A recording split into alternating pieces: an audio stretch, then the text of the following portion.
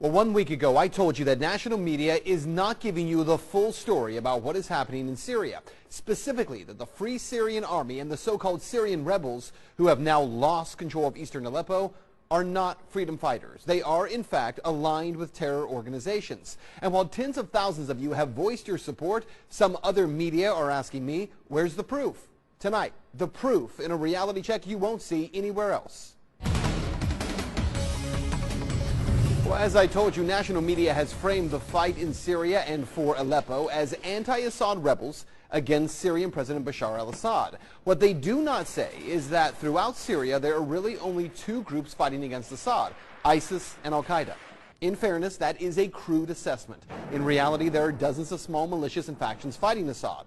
The Free Syrian Army, it's always been made up of many different smaller groups. For the sake of explaining how jihadists are actually the ones fighting Assad, we're going to refer to the Free Syrian Army here as if it is one group.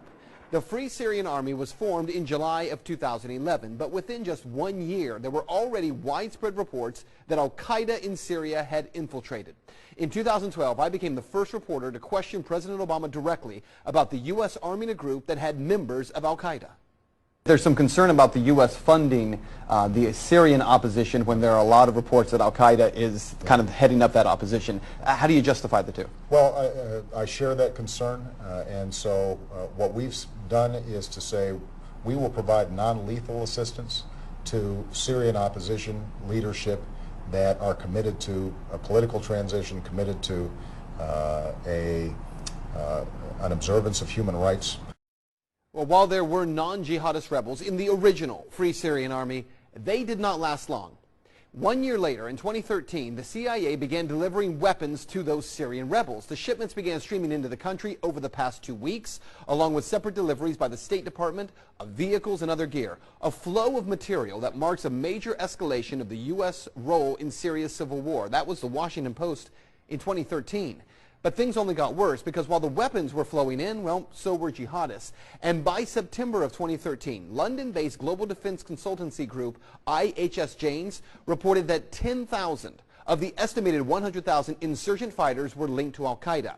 Another 30 to 35,000 belonged to powerful factions that were fighting for an Islamic State within a larger Middle East caliphate stretching from the Atlantic to the Indian Ocean. Now, in addition to that, that report showed at least a further 30,000 moderates belonging to groups that have an Islamic character. That means that by late 2013, only 25 to 30,000 so-called rebel fighters were part of secular nationalist groups. Again, that's 25 to 30% of the rebel force that could be considered friendly to the West. 70 to 75% of forces against Assad in 2013 were jihadists.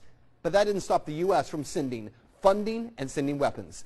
And with some members of Congress, like Senator Rand Paul, insisting that these rebels were jihadists, by 2015, the U.S. committed $500 million to find and train moderate rebels.